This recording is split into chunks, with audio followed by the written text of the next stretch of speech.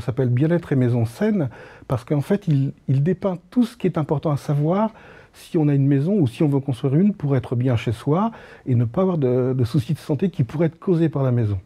Le livre se décompose en 4 parties. Le feng shui, la géobiologie, les matériaux sains et les champs électromagnétiques.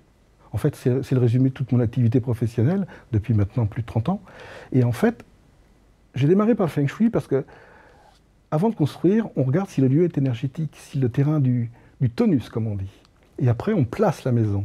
Donc, on va chercher le meilleur endroit. On placera les chambres en dehors des rayonnements de l'eau, par exemple, ou des failles géologiques. Et après, on va construire la maison.